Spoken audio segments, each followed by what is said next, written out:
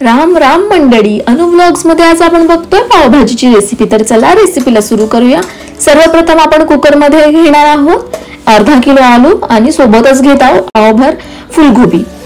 थोडं पाणी, त्यात घाला मीठ आणि हळद। कुकर लावून घेऊया। छान 3 ते 4 विसल होऊ द्या।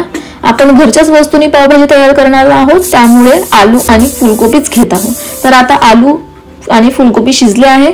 आपण घेत आहोत 1 पाव शिमला मिरची, 1 पाव वाटाणे, 1 कांदा, 1 टमाटर, 3 चम्मच तिखट, अर्धा चम्मच हळद, धनेपूड, काळा मसाला, चवीनुसार मीठ, 2 चम्मच तेल आणि 1 चम्मच तूप। बटर आपण यूज करणार नाही आहोत। तर आता आपण आलूचे साल काढून घेणार आहोत। त्यानंतर त्यातला छान स्मॅश करून घेणार आहोत। स्मॅश करताना आपण वाटीचाच वापर करणार आहोत। तर आता आपण भाजी बनवून घेऊया। गॅस ऑन करा। आता त्यात 1 मोठी कढई घ्या। त्यात घाला तेल आणि छान तूप। त्यानंतर त्यात घाला जिरे, बारीक चिरलेले कांदे, बारीक चिरलेले शिमला मिरची आणि वाटाणे।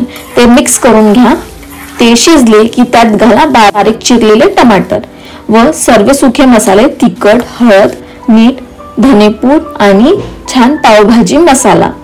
त्याला छान मिक्स करा। आता त्याला तेल सुटले की त्यात घाला आलू आणि फुलकोबीचे मिश्रण। त्याला छान मिक्स करा। त्यात गरम पाणी घाला आणि त्यानंतर त्यात घाला गरम मसाला। त्याला छान मिक्स करा। त्याला उकळी आली की त्यात घाला पावभाजी मसाला। त्यानंतर त्यात घाला बारीक चिरलेली कोथिंबीर। आता पावभाजीची भाजी रेडी झालेली आहे। आता तवा घ्या, त्यावर तूप घाला। त्यानंतर पावला छान शेकून घ्या। आता पाव आपले रेडी झालेले आहे। तर ही रेसिपी तुम्हाला कशी वाटली नक्की सांगा। लाईक, सबस्क्राईब, शेअर करायला विसरू नका। धन्यवाद।